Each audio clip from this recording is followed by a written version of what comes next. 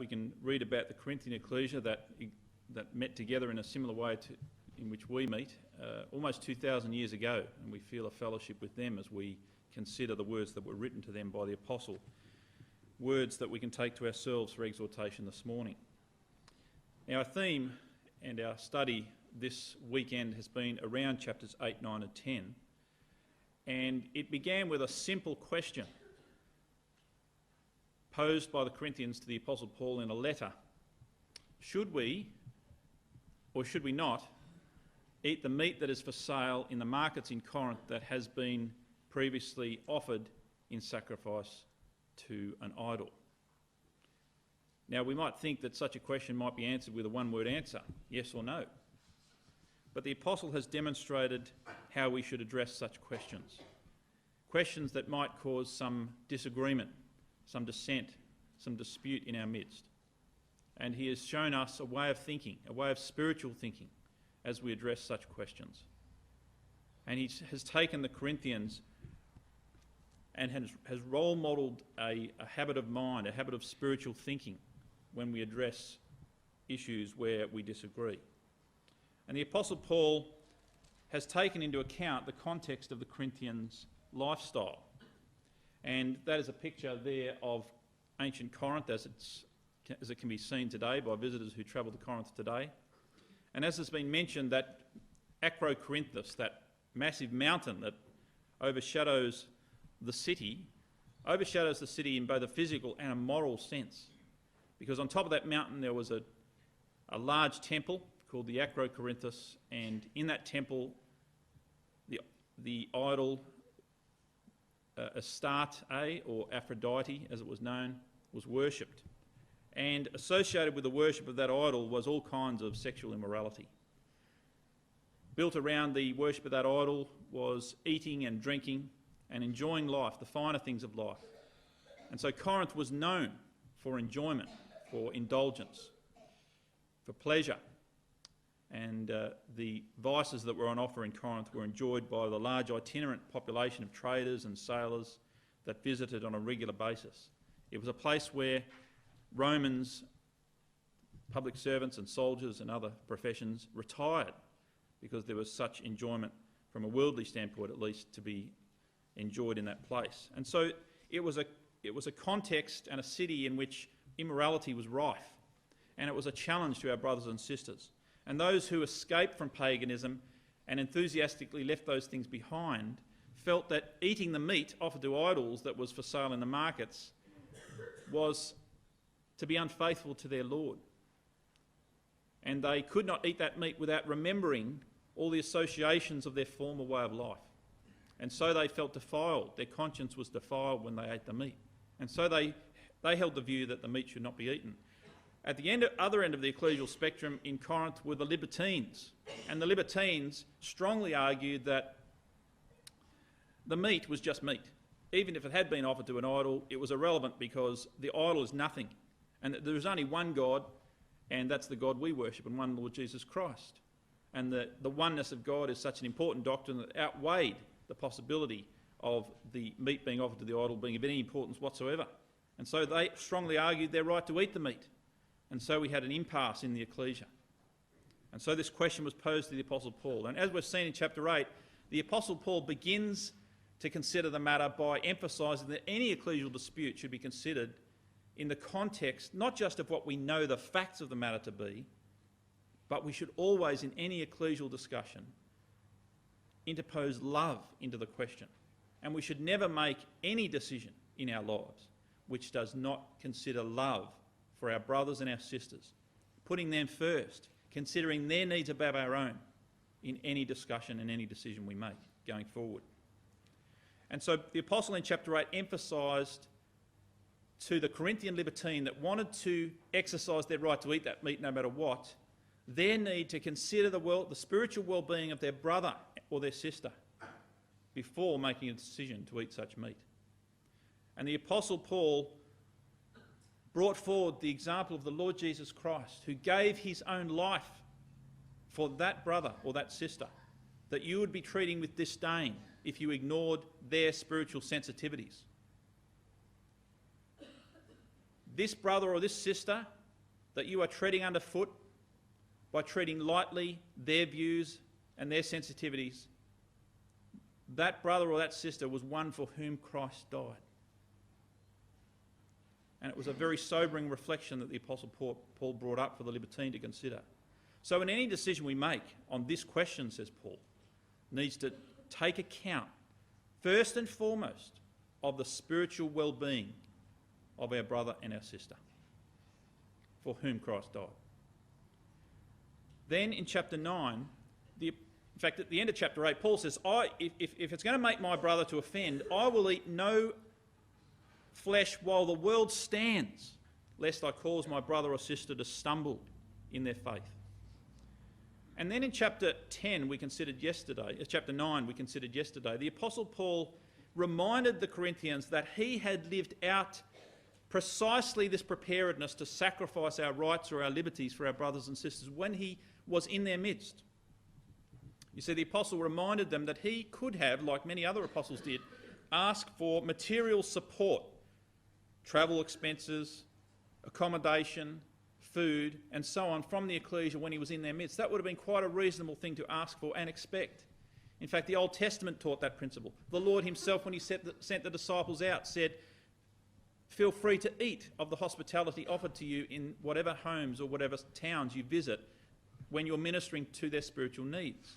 And the apostle said, this is a spiritual principle. I could have put my hand out and expected to be looked after, but I chose not to do that. I sacrificed my right to ask for such support in order that I might demonstrate that it is more blessed to give than to receive. And so his example of self-sacrifice for the welfare of his brothers and sisters was put forward as one that the Corinthians should follow in this issue of eating meats offered to idols. And so all of chapter 8 and three-quarters of chapter 9 is really emphasising to the Corinthian libertine brother that in making a decision about whether they should eat meat or not that had been offered to idols should be made in the context of considering the welfare of everyone else in your ecclesia and not just your own rights. But then at the end of chapter 9, there's a little bridge passage that pivots the whole consideration. And at the end of chapter 9, we saw the images of athletes and boxers in the Olympic Games brought forward as an example of commitment, of self-denial, of self-sacrifice and single-minded dedication to winning the prize.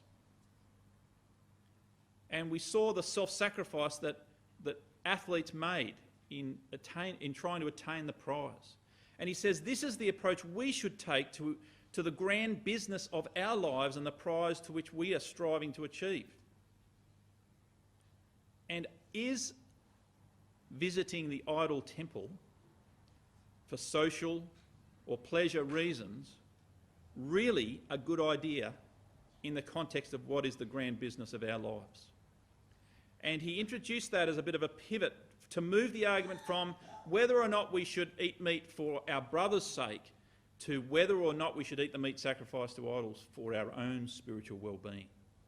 And so when we turn to chapter 10, the argument is turned back to the libertine brother who has strongly argued his right to eat meat.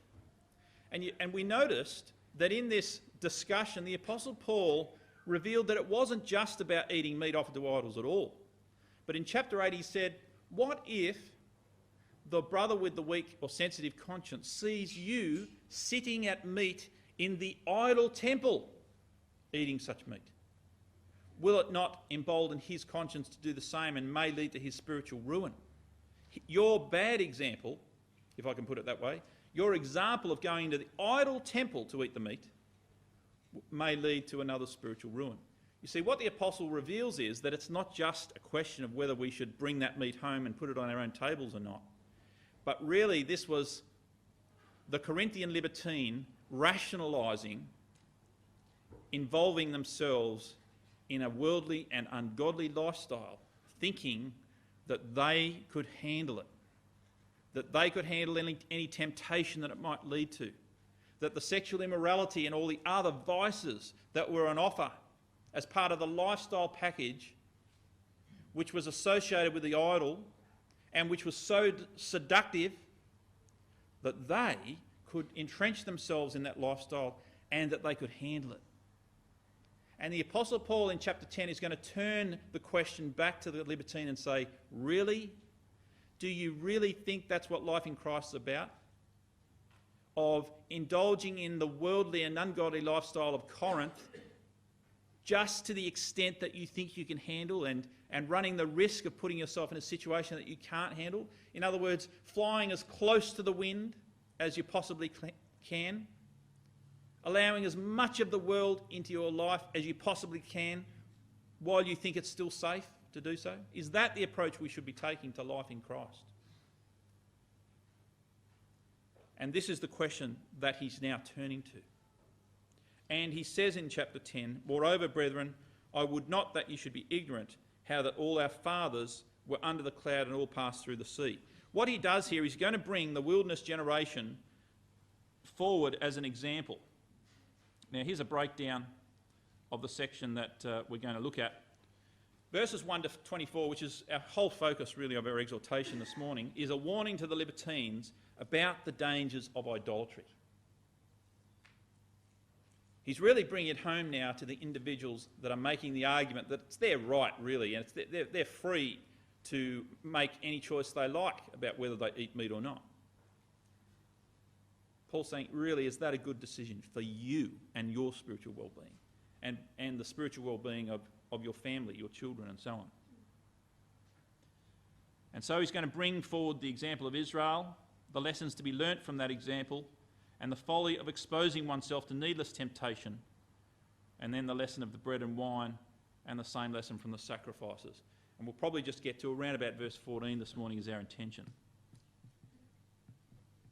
So there's 5 blessings that are shared by the entire wilderness generation and by all the Corinthians. Let's read this through. "I would not have you ignorant." That's actually a little phrase that the apostle uses a few times throughout his epistles. He uses this phrase, "I would not have you to be ignorant," when he's signifying something important is about to be discussed. You might remember it's used in 1 Thessalonians, "I would not have you ignorant," and he's talking there about the resurrection. It's used in Romans 1, Romans 11, 1 Corinthians 1, and so on. This is something important. Don't be ignorant of this. This is an important lesson to know. And he's going to say that all our fathers were under the cloud and all passed through the sea. They were all baptised unto Moses in the cloud and in the sea. They did all eat the same spiritual meat, and they did all drink the same spiritual drink, for they drank of that spiritual rock that followed them, and that rock was Christ. So here we have 5 spiritual blessings shared by all the wilderness generation. And he's really saying these are spiritual blessings that we share, that the Corinthians shared. So all our fathers were under the cloud. Now, that, of course, is that cloud that followed them all through the wilderness wanderings. And it was a signifier of God's providential care, and that they were God's people, and that God's love was upon them. They all passed through the sea. And in fact, in doing so, with the cloud over their heads, they were encased in water, and they were all baptised into Moses, which is rather a quaint expression, really. And what he's saying is that they were initiated, just as we are by baptism into Christ, they were initiated into the principles which Moses stood for. Moses was their leader. Moses was blessed by God to be their leader. And the things that Moses stood for, they embraced and were baptised into, associated or identified with as they passed through that Red Sea and the miracle that was done for Moses and his people. They were associated and identified with Moses and shared in the blessings that flowed from that identification as a consequence. And so they were surrounded by water. And this is a parable of our baptism. And so we are just like them. What Paul is trying to draw out here is that the Corinthians and these Israelites leaving Egypt behind, travelling through the wilderness, they're identical, really. That's just another generation of God's people going through the same experiences. So he's trying to draw together a strong association between the Corinthian brothers and sisters and the wilderness generation. And we could do the same for ourselves. And he goes on and he says, all were baptised, and all, this is relevant now, all did eat the same spiritual meat. You see, this is about meat being offered to idols and whether we should eat or not. They all ate this same spiritual meat and drank the same spiritual drink. In other words, this meal that they shared. I mean, what meal is he talking about? Well, first of all, the spiritual meat was the manna. It is called in Psalm 78:25, angels' food. It was provided from heaven. It was called bread from heaven and water from the rock to drink. Nehemiah 9 verses 15 and 20. It's called bread from heaven and water from the rock to drink. In Exodus 16, it is called the bread which the Lord hath given you to eat. It's spiritual food because it comes from God, and that's why it is this amazing spiritual food and spiritual drink. And all Israel were nourished and supported in a miraculous way by this. And of course, the drink itself was the water that came from the rock, and it was provided at the beginning of the journey. In Exodus 17, it's recorded that water came from the rock. And then on the second occasion, when it's recorded in Numbers 20, it's in the 40th year of their wilderness wandering. So in the first year and the 40th year, water flowed from the rock. The second time, you might remember, Moses struck the rock and he was condemned for it. And as Hebrews points out, in Hebrews 6, it was a symbol of crucifying Christ afresh. And so that's why it was so significant and why Moses was not allowed to enter into the land, because it was a type of Christ. And that's what the apostle says here. That rock was Messiah. That rock represented the provision of spiritual drink that God would provide, refreshment, water from the living well that God would provide through the provision of Messiah. Now, why is Paul retelling Israel's history in this way? These 5 amazing things that happened to Israel. Well, he obviously wants the Corinthians to see the obvious parallel. They, the Corinthians, had the very same blessings, just as we do. We are partaking this morning of spiritual food, spiritual meat, and spiritual drink. The thing about the Israelite generation, though, was that they failed dismally. Just have a look at verse 5. So all of them shared all these 5 blessings, but with many, and the Greek is most, with most of them, by far the majority of them, there was only a handful that finally got into the land of those that wandered through the wilderness. With most of them, God was not well pleased, for they were overthrown in the wilderness. So this word many means most. Now, what was the circumstances then of their failure? And can we learn some lessons, Paul says to the Corinthians, about their failure?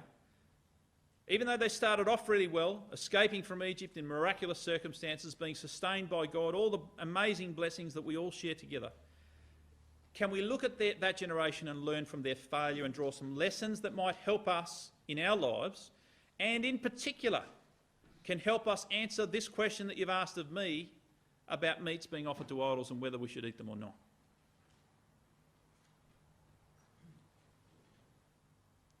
The word overthrown means it's katastronomy or catastrophe. It was a catastrophe. It means they were strewn. As Moses led the people through the wilderness, there were just bodies strewn behind. And it was like this trail of dead bodies for 40 years as the whole generation just died one after another. Why did they fail so dismally? What happened? Well, verse 6 and verse 11 repeats the same thing. Now, these things were our examples. And verse 11. Now, all these things happened to them for examples. Twice he says it. In verse 6 he says, now these things were our examples to the intent that we should not do what they did. In verse 11 he says, now these things happened to them for examples, and they are written for our admonition and our learning, upon whom the ends of the ages are come. Don't miss the lesson, he's saying. They are recorded for us as an example. Now, what's recorded for us? Well, the interposing verses between 6 and 11, halfway through verse 6 to verse 10, there are 5 big mistakes. So he started the chapter off with 5 major blessings that we share with them. Now let's consider the 5 big mistakes they made and ask ourselves the question whether we share those mistakes. Because we need to learn to avoid these mistakes, because it was the source of their downfall. He mentions 5 things. Let's just read them through. 1, to the intent we should not lust after evil things as they also lusted. 2, neither be idolaters, as were some of them. As it is written, the people sat down to eat and drink and rose up to play. 3, neither let us commit fornication as some of them committed and fell in one day 320,000. 4, neither let us tempt Christ as some of them also tempted and were destroyed of serpents. 5, and finally, neither murmur ye as some of them also murmured and were destroyed of the destroyer. There are their 5 big mistakes. Now, has Paul just selected a bunch of random things? I mean, you could probably think of more mistakes they made. Why those 5? Well, Paul does have a reason for selecting those 5, apart from them being very big mistakes that they made, and perhaps the 5 big ones. But they teach something to the Corinthians about their current issue that they're asking questions about. Let's consider these things and what they actually are. Come back to Numbers chapter 11, the first one, which is lusting after evil things. What does this mean, lusting after evil things? What does this mean? Well, this is the event recorded in Numbers 11.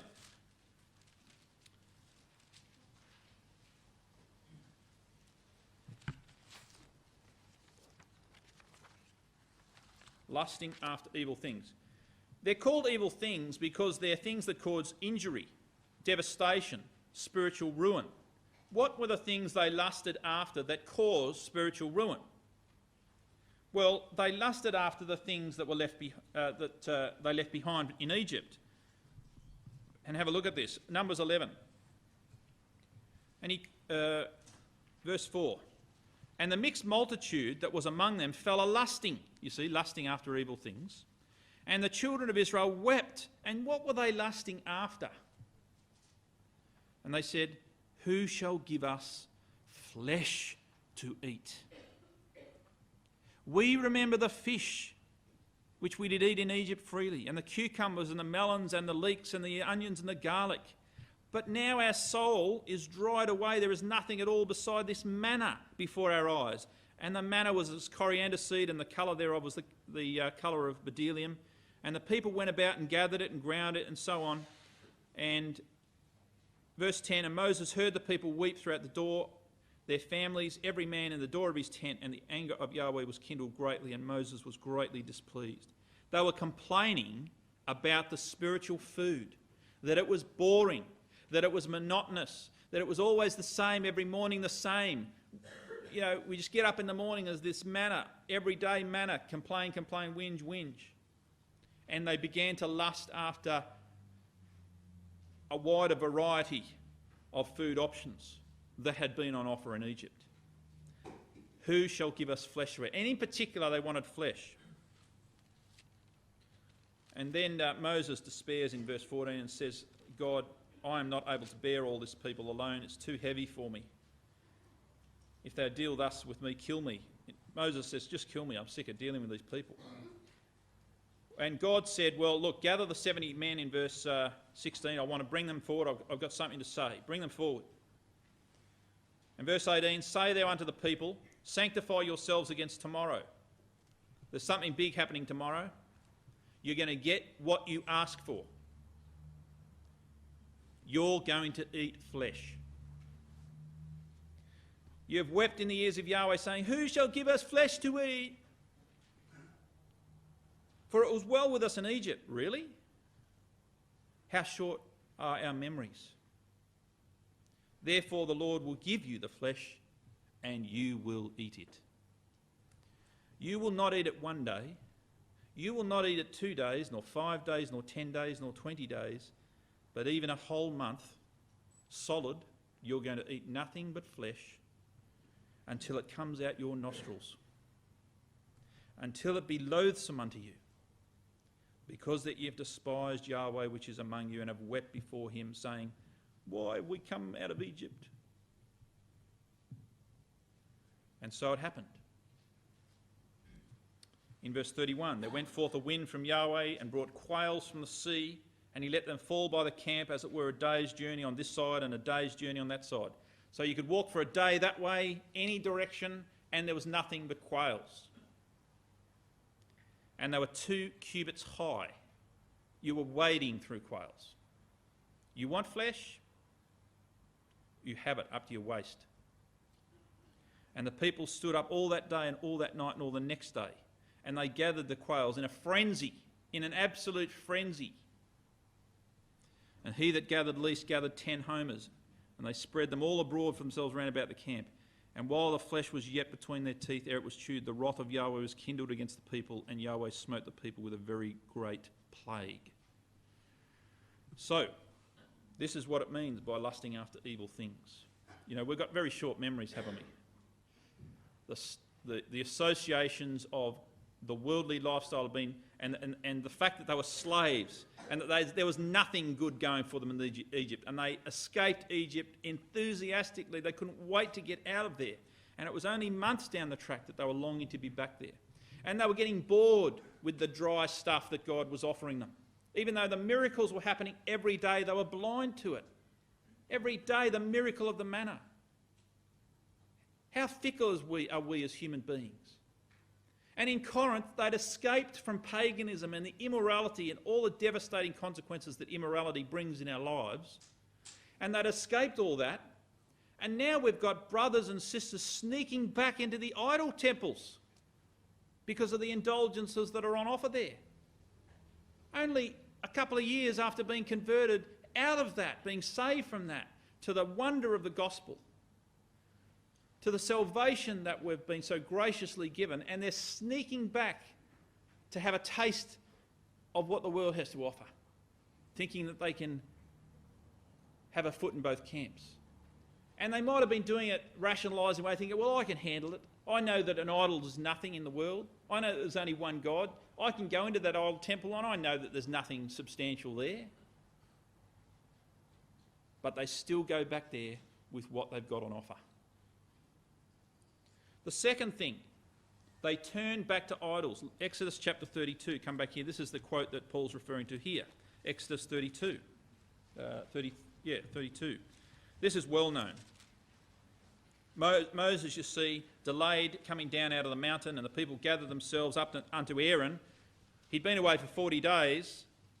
Their faith was wavering. They weren't sure where Moses was and whether he was coming back. They said, up, make us gods, which shall go before us. As for this Moses, the man that brought us out of the land of Egypt, we wot not what has become of him. We don't know where he's gone. He's been gone now for 40 days.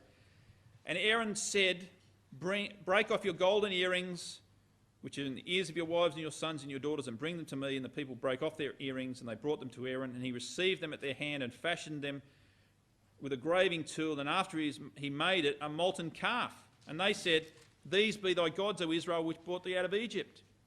And when Aaron saw it, he built an altar before it and made a proclamation and said, tomorrow is a feast to Yahweh. So we've got the people making a golden calf. We've got Aaron looking at it with a bit of consternation, thinking, where's this going? I'd better transform this as much as possible into something good. So he tries to rationalise bringing the worship of God into the whole equation. But as far as the people of Israel are concerned, they rose up early, enthusiastically, like the morning of the quails. They rose up enthusiastically. They offered burnt offerings. They brought peace offerings. And the people sat down to eat and drink the food in front of the idol, and then they rose up to play. Sexual immorality is what that little phrase, to play, means. And, well, we know what happened when Moses came down from the mountain. And he said, who's on Yahweh's side? Go through and kill them. And so it happened. And how weak Aaron looked when Moses came down. When Moses, what were you thinking, Aaron? And Aaron said, oh, look, they brought all this stuff, and I put it in the molten vessel, and out popped a calf. And it was a dreadful sin. They made the mistake. That's verse 24, by the way. Just look at that. Aaron's explaining to Moses what happened. And I said unto them, whosoever hath any gold, let them break it off. So they gave it me, and then I cast it into the fire, and there out came this calf. How did that happen? And this rationalisation, this justification of involving ourselves in what we've left behind. And they committed fornication. This third phrase that Paul makes, that they committed fornication, refers specifically to Numbers 25. Let's have a look at that. Now, if I had the time, I'd take you from 1 Corinthians 8 and the references made there, 1 Corinthians 10, and show how that each of these incidents were these specific incidents being referred to. I'm not just saying these are the ones referred to. It's clear from the references he makes that these are the specific ones he's referring to. So Numbers 25 verses 1 to 9 is the specific case because of the plague and so on that's made reference to. So Israel at this point were abiding in Shittim, and the people began to commit whoredom, spiritual immorality, with the daughters of Moab. Baal Peor.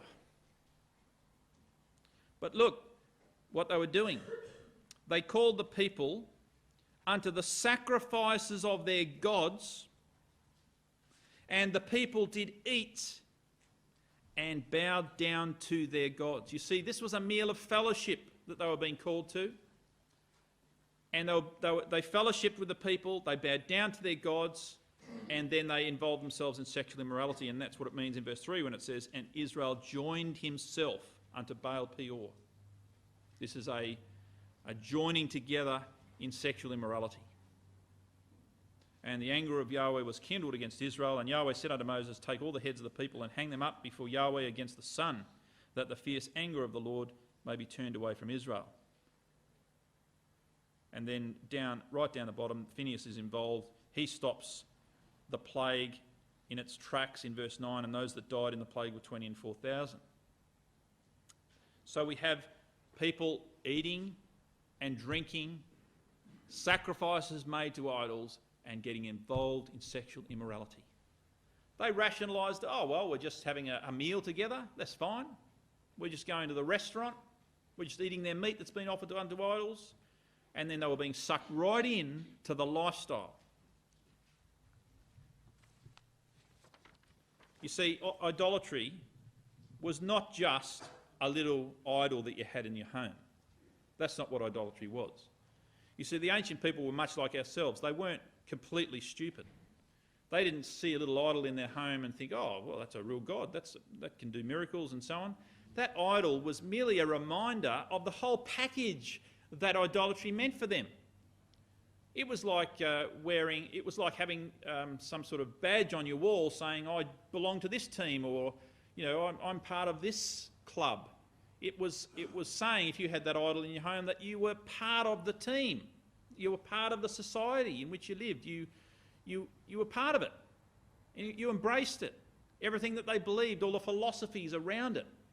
And so the lifestyle package on offer in Corinth was not just worshipping the idol, but it was the whole social environment, the festivals and the celebrations and the fellowship meals and the wonderful wine and food and the great things that happened around that.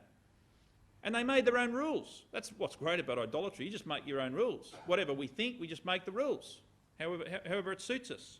And so they made rules that appealed to the flesh. They said in Corinth, literally, that when we pray on our festivals to the goddess Aphrodite, that the more prostitutes are there and the more we're involved with them, the more likely that God will bless us. Isn't that a convenient religion? They had food and drink, satisfying human desires. It was very ritualistic. People love ritual. You know, it's very ritualistic. Get the family together and have a ritual. And they defined what was good and virtuous, and it reflected society's beliefs and what they wanted. And it's a very seductive thing. Very seductive. And you get involved in it at your peril because it just drags you and sucks you in. When it says that Jezebel seduced my servants to commit whoredoms and worship idols, it means that. She seduced them. It appeals to the flesh. It's not something that our flesh reviles from.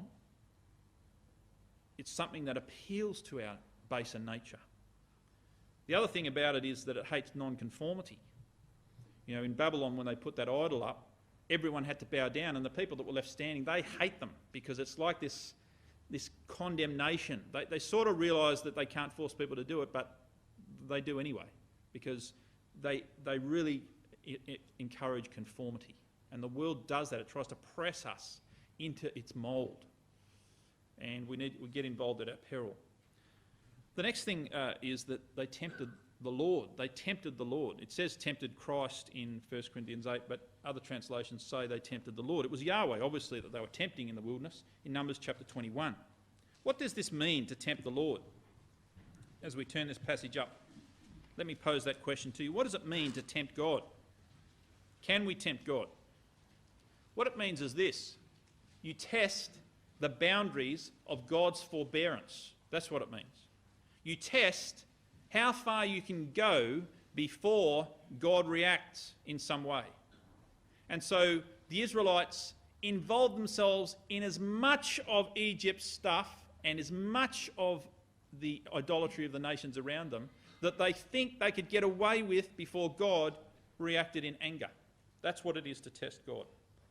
To say, you know, you see some people say, well, if there is a God, strike me now with lightning. You know, they're tempting God, trying to get God to act, provoke him to action. And in a way, when we engage in worldliness or ungodliness in our lives, in a sense we're saying, well, how much can I get involved before it starts to make God angry? I mean, how much can I get away with and still get into the kingdom, in essence? You're tempting God. It's entirely the wrong thinking process, entirely wrong. But this is what they were doing in the wilderness. In Numbers 21, verses 4 to 9. And they journeyed from Mount Hor by the way of the Red Sea to compass the land of Edom, and the soul of the people was much discouraged. And the people spake against God and against Moses. Why have you brought us out of Egypt to die in the wilderness? For there is no bread, neither is there any water, and our soul loathes this manna. They're going on about how much they hate the manna. And they're just complaining and complaining and whinging until God reacts. And the Lord sent fiery serpents among the people, and they bit the people, and much people of Israel died. And therefore the people came to Moses and said, we have sinned, for we have spoken against the Lord and against thee. Pray unto Yahweh that he take away the serpents from us. And Moses prayed for the people. And Yahweh said unto Moses, make a fiery serpent and set it upon a pole, and it shall come to pass that every one that is bitten, when he looked upon it, shall live. And Moses made a serpent of brass and put it on a pole, and it came to pass that if a serpent bit any man, when he beheld the serpent of brass, he lived. There's a couple of points to note here. First of all, they're complaining again about the manna, and that they're wanting to eat the food of Egypt, but also that they're tempting God. And in this particular one here, if you really want to establish that that's what it means, you need to refer back to 1 Corinthians 8 and see the reference. But the last one here is they murmured. They murmured. Just come back to Exodus 16 to see an example of murmuring. This is the one thing that was a recurrent theme in the wilderness, complaining and whinging. People complaining about their predicament. And really, that was what was going on in the Corinthian ecclesia. They were whinging, they wanted to do what they want, they didn't want to have to be beholden in any way to the others in the ecclesia, or to have the sensitive brothers in the ecclesia having an impact upon what I could do, and they're complaining about that to the Apostle Paul. This was going on in the wilderness in Exodus 16, verses 2 and 3. And the whole congregation of the children of Israel murmured against Moses and Aaron in the wilderness. And the children of Israel said unto them, would to God we had died by the hand of Yahweh in the land of Egypt, when we sat by the flesh pots, and when we did eat bread to the full. For ye have brought us out into the wilderness to kill us with hunger. And we remember the meat that we ate in Egypt. So, when you look at all these things, lusting after evil things, idolatry, sexual immorality, tempting God, murmuring, why these big five are mentioned? Because they were lusting after meat in the first one. They ate and drank and rose up to play in the second one. They ate meat offered to idols and then participated in sexual immorality in the third one. Our soul loathes this light bread. We want meat in the fourth one. We long for the flesh pots of Egypt in the fifth one. And here the Corinthians are asking the question, can we eat the meat offered to idols? And when we come back to 1 Corinthians 10, to draw home the lesson here, what we see is that these things happen to them that we might learn a lesson. And so he says here in verse 11, now all these things happen to them for examples and are written for our admonition upon whom the end of the world is come. Wherefore, he says in verse 12, wherefore, this is the lesson. Let him that thinks he stands take heed lest he fall. Never be too confident. Never think you are too strong to fail. Never think you can put temptation in your way and withstand it. You see, this word think means you have an opinion about yourself that is probably wrong, or it may be right or wrong, it's just an opinion, but actually it's wrong. Let him that thinks he stand take heed. And so this is a warning to the Corinthian libertine who claims to be strong, who claims that he can cope with the temptations he's putting himself in when he goes into the idol temple. Be very careful, he's saying. You're flirting with a very dangerous thing. You're flirting with idolatry. And what God wants us to understand is that idolatry, worldliness, ungodliness, all the stuff that the world has to offer us, which is so inconsistent with the principles that God would have us live by, is not something we should flirt with. It's dangerous to our spiritual well-being. And so Paul is encouraging the Corinthian libertine that failure is not out of the question for them. And even if you don't fail, even if you can cope with it, one of the questions Paul tries to encourage them to ask is this: can your children cope with it? Can your wife cope with it? Or your husband? Can your grandchildren cope with it? Can the brothers and sisters in your ecclesia cope with it? Maybe you can cope with it. But what sort of an example are you setting your brothers and sisters? And might what you're doing, if it doesn't lead to your spiritual ruin, which it well may, will it lead to the spiritual ruin of others within your circle of influence? And so we've got to see temptation as not something to be flirted with.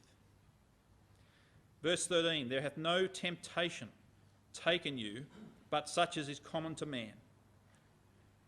God is faithful, who will not suffer you to be tempted above that which ye are able, but will with the temptation also make a way to escape, that you may be able to bear it. Now, Paul's not saying we will inevitably fail, but Paul is saying we need to be aware of the possibility of our own failure. He put that before them, his own possibility of failure at the end of chapter 9 when he said, I need to fight seriously the battle with my own body, lest I myself, when I preach to others, may be a castaway. What he was doing is putting before them his own example, thinking, I am very aware of my own possibility of failure. But are you, in your confident assertion that you can engage in flirting with the lifestyle the Corinthians have, the Corinth has to offer, and survive it? Do you know, temptations are common, and God will support us in temptation. And there's no temptation really that hasn't already been experienced, and there are three main lusts, and we know what they are. But God will always make a way to escape. But you know, the way to escape idolatry, the way to escape spiritual immorality, the way to escape ungodliness, is not to throw yourself into the centre of it and see how you fare. That's not how to deal with that.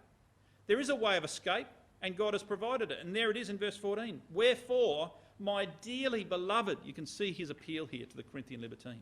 My dearly beloved, I love you, I want the best for you, but please take what I'm saying now seriously in your approach to the Corinthian lifestyle package that's on offer surrounding the issue of idolatry. Flee. Flee. That is the way to escape.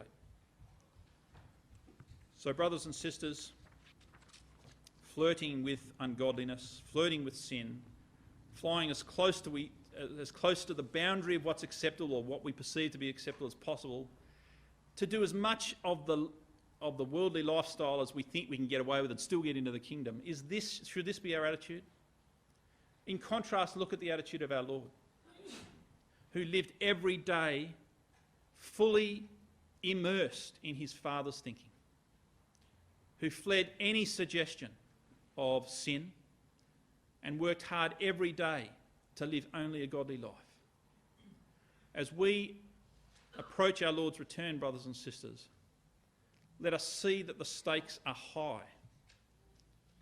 Let us not be careful about being too confident.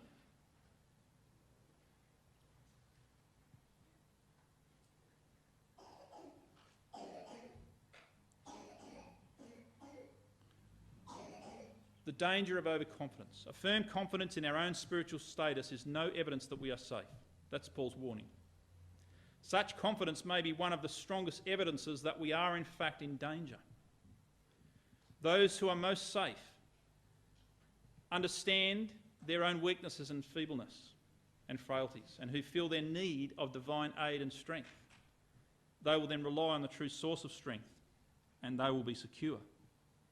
At times of greatest spiritual confidence and elation, we are often least likely to be humbly dependent on God, and least likely to be on guard against temptation, and are susceptible to fall into difficulty.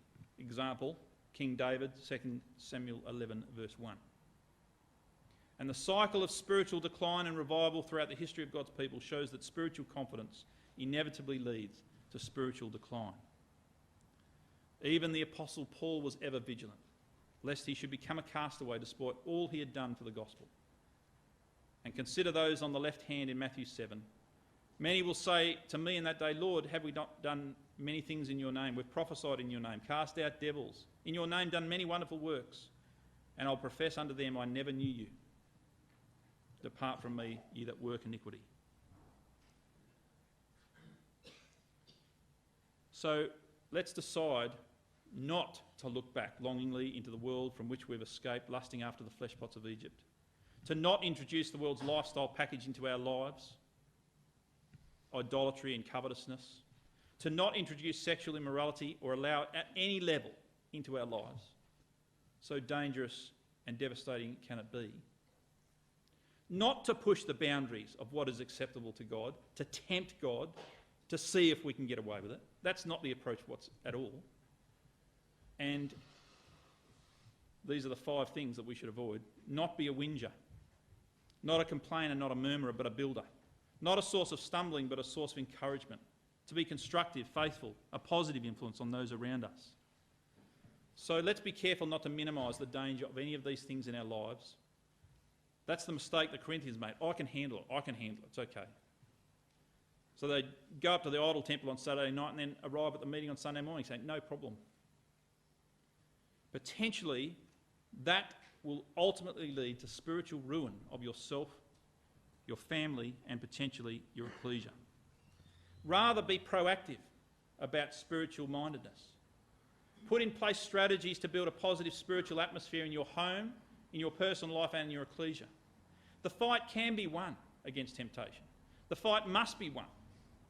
We must take the lead, contribute constructively in every aspect of our lives, not look at what we can get away with, but look at what we can positively build in our lives to build constructively a spiritual mind and spiritual conduct. To communicate that positively amongst each other. Not to whinge, not to murmur, but to be thankful constantly for what God has given us. His miraculous blessings are renewed every day. And decide to demonstrate to others by your way of life that godliness has more to offer than worldliness. And make a positive difference in someone's life today. And after this memorial meeting, in your conversations and the way you talk, make someone's day spiritually. Build someone up. Send someone away with the feeling that it was good to have been here this morning.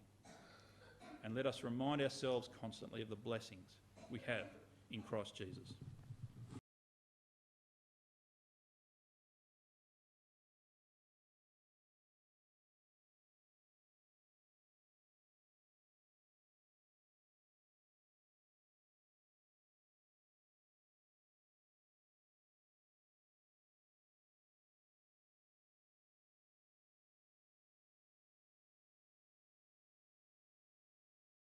BibleTruthAndProphecy.com is a worldwide collaboration by Christadelphians to help promote the understanding of God's Word to those who are seeking the truth about the human condition and God's plan and purpose with this earth and with mankind upon it. Bible Truth and Prophecy is part of a wider set of online resources provided by Christadelphianvideo.org for establishing just how far removed the true Christian teaching of the first century apostles is from that taught by mainstream Christendom today. BibleTruthAndProphecy.com is very much a standalone website, but benefits from our vast network of sites and resources and social media. Here are just a few of the things that BibleTruthAndProphecy.com offers. We have a good number of written articles supplied to us from brothers from all over the globe. These deal with first principle issues, creation versus evolution, the inspiration of the Bible, and so much more. We have a whole section of video study series. These are studies that have been posted onto our YouTube channel, but because of the difficulty of the search feature within YouTube, we have chosen to host on Bible Truth and Prophecy. So now every video you search for within the site, you can be guaranteed that it will be of a Christadelphian nature. We also have a preaching video section where any ecclesia is invited to download and use or embed these videos within their own ecclesial websites. We also have an exhortation service where we produce 2 or 3 exhortations per week, which we then circulate to brethren and sisters in isolation. We also have an ever-growing list of approved Christadelphian sites. We also have a page of live news feeds, so you can keep up to date with all the breaking news as it happens. We also have a section for the daily readings. Each day at around midnight we publish all 3 of the daily readings, and then later on in the day we publish thought for the days, often based on all 3 portions of the daily readings. Within each daily reading post there is also a link to enable you to have the Bible chapter read to you directly. We also feature Bible in the News videos which we have produced from the Bible in the News website. We also feature Brother Don Pierce's milestone snippets, which come out approximately 3 times a week. We also feature Andy Walton's weekly World Watch and other commentaries and analysis from other brethren on world news events. You can also subscribe to the blog and be notified of posts as they happen in real time, and also subscribe to the weekly newsletter which is provided by Christadelphianvideo.org. Every page and post on the site has the facility to be able to leave a comment or make an observation, so please take advantage of this and let us know what you think of the site.